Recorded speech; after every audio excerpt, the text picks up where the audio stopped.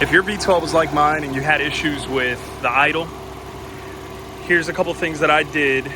It was step by step to be able to get it to where it's at right now. It's nice and low, fully warmed up, and not stalling.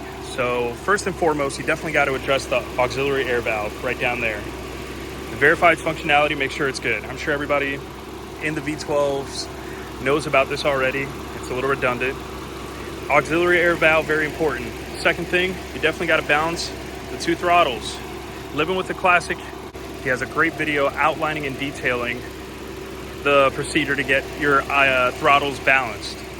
Another thing is to address those grommets right there to make sure your throttles are balanced and not shifting. Still had a bit of a lurchy idle. It will go up and down, just a bit.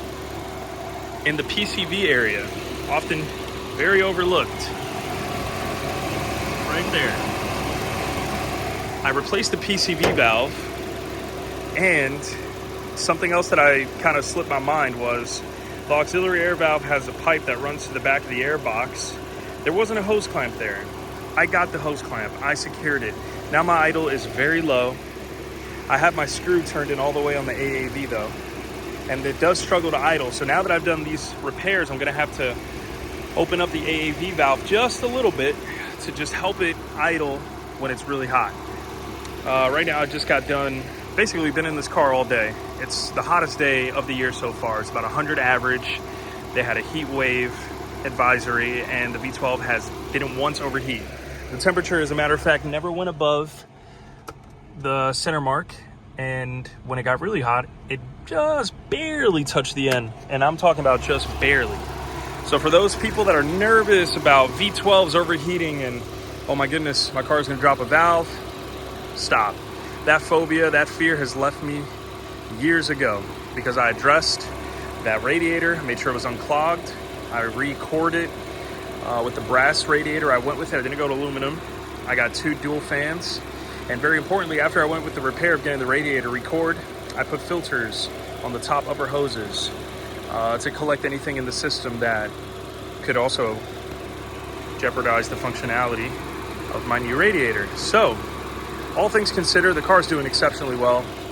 I just let her idle after we drive a little bit here, but take a listen to the exhaust.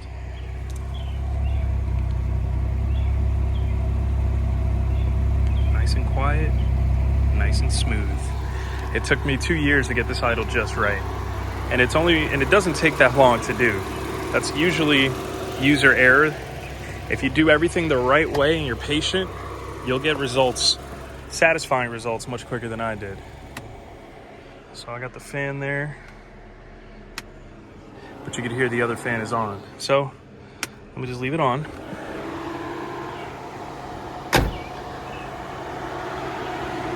While this is cooling down, I want to show you guys my latest addition. It's an 05 XJ8 that has a pretty funny story with me.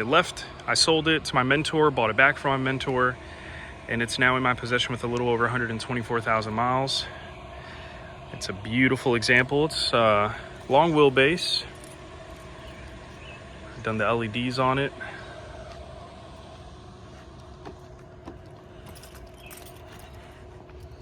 I'm going to show you guys more about this car, a proper debut at a later time. But the spiritual successor to my XJ40 in the same gold color as well. It's a beautiful homage to that car that really got me into XJs and Jaguar ownership in general. But we are all good in Pedro's garage, man. Very, very happy with everything.